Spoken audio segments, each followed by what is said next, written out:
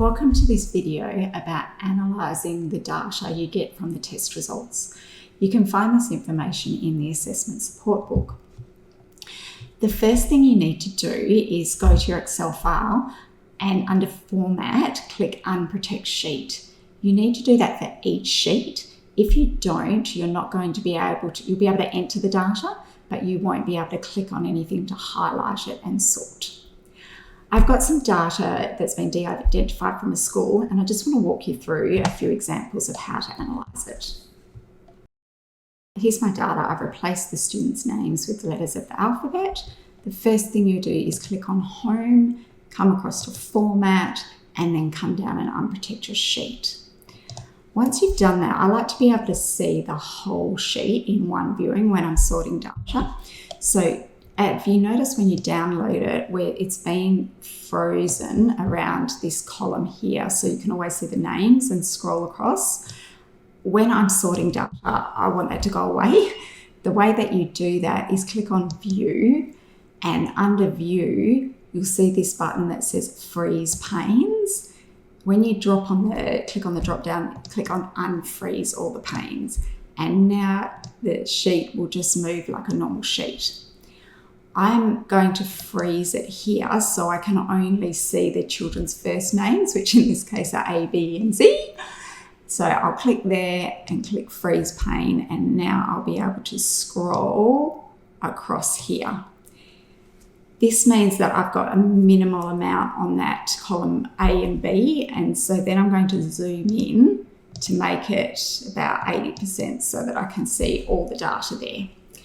Now when I'm sorting, I don't make as many mistakes because I can see the whole row. So to sort this data, we want to highlight our rows. I'll start with this row. I'm going to hold down Shift and arrow. When I've got them all, I'm going to come up to where my face is, so I'll get rid of my face. We want to click on this Sort button here that's got this funnel, and when you do, select Custom Sort. I want to sort the data looking at these yellow questions. So first I'm going to sort it by question 2, which is column H here. So over here on the sort bar, I click the drop down button and I'm going to do H, and I actually want the largest on the top. But after I sort it by this question, I then want to sort it by the next question, which is column I. So I go over here to add level, and then click on my drop down arrow and I scroll down to I, make sure I hit largest to smallest at the same time. And now if you have a look at the data, you're quite right there. You've got the highest to lowest here. So student C got both of those two questions correct. And you'll notice as you go down, they're sorted in order. And so what this is telling me is that the students that could do this question also had a reasonably consistent rate of success with the missing number question. So if you look, they got the normal question and the missing number question, 1, 1, and then ones and zeros. Where that starts to get different when you look at the data is you come over here on our purple questions. So I'm going to resort the data by question 9 and then by question 12. Question 12 is the first one that's got that unknown in the whole position for subtraction. So we go back up onto the funnel, custom sort. We're going to delete those levels. The first one that I want is P, elemento P, and I still want largest to shortest. And then I want this last one, which looks like S. So I click add a level, scroll down here and go to S. And remember to hit from largest to smallest. Okay. Now, when I look at this is really important to look at the data from a whole class when we start looking vertically up and down. So if I look at this question here, you'll notice that this top student, student D, got this question right, the missing number addition question right, but did not get the missing number subtraction correct. So that show, and none of them, when I look down there, not one student in the class got that correct. There's actually 3 questions that look like that, and I'll go into that in a minute. So what this is showing me is that this is a real area of teaching that I need to do in the whole class. These students don't need intervention in this area. This is something that I need to be doing in a whole class. So when we analyse the data, we were looking at it vertically there. You can analyse the data in 2 different ways. You can look at it horizontally going across, and this gives you student level data. So you'll be able to identify which questions they could do and which questions they were having difficulty with and compare that to their next test. I find teachers are very comfortable analysing the data going horizontally across.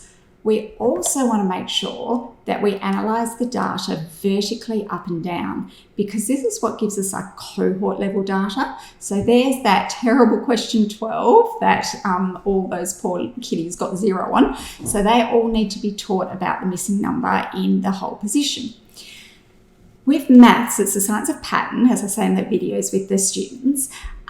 Some teachers look at this question and say, oh, Narelle, it's a really bad question. All the students in my class told me the answer was 3. I think it's a trick question. I say, okay, look, it might well be. Well done for sort of critiquing the data. Let's have a look and see if that happens again.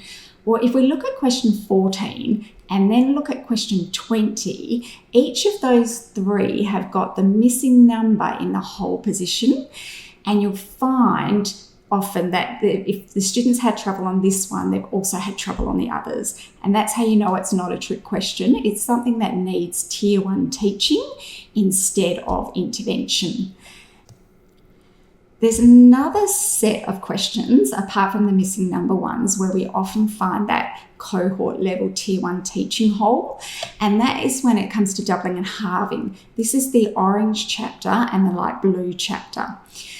You'll notice that 2 of the questions are written as 1/2 of, and 2 of the questions are written as double.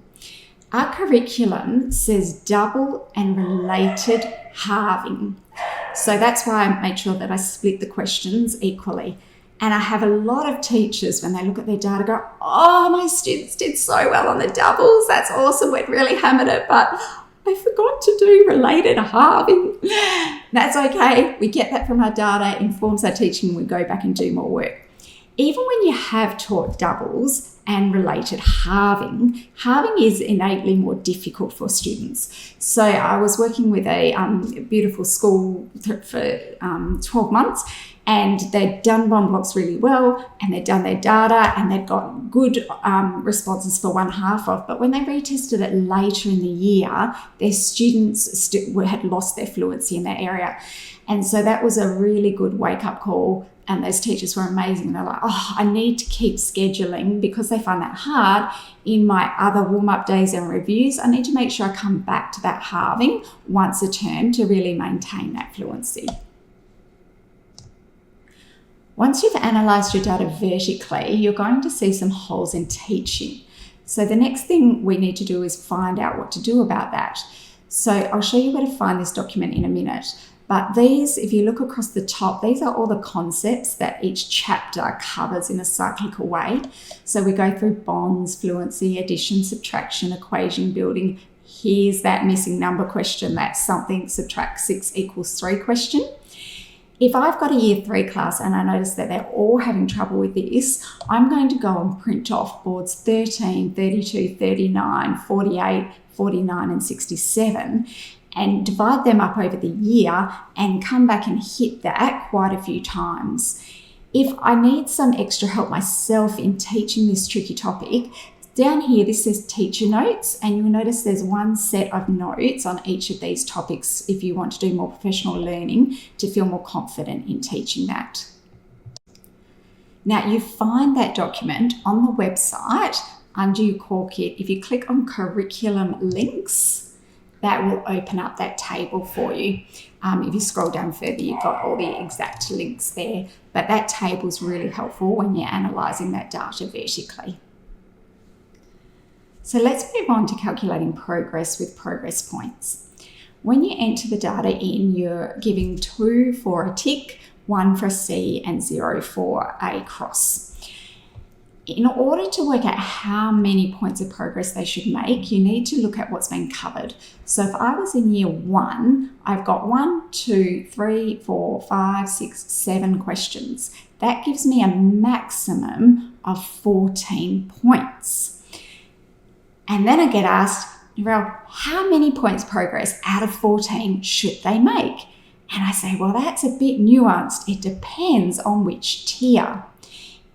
It also depends on what type of question it is. So if we look at the questions in this purple chapter, the first 2 are what we call lower order cognitive questions, and the second 2 with the unknowns are much more difficult because they've got that unknown in a position for addition and for subtraction. So they're higher order cognitive questions. We need to keep both those things in mind, the tier level of the student and the cognitive order of the questions, when we're looking at calculating progress. So if we look at that whole class level, if I was in year 1 and I know I can get a maximum of 14 points progress, my high achievers that get A's should be able to get nearly all of those. So I'd be looking for 13 or 14. My other tier 1 students that are going to make that achievement standard, they're most likely going to get 2s for all the lower order questions. That would be my goal for them. But I don't mind if they get 1s for question 3, 6, and 8. Because they're higher order, they're going to take longer with processing. So a really good result for those students would be somewhere around about 11. Here's some data from a school with a group of year 1s who were doing bomb blocks by intervention. This school wasn't running it as whole class teaching.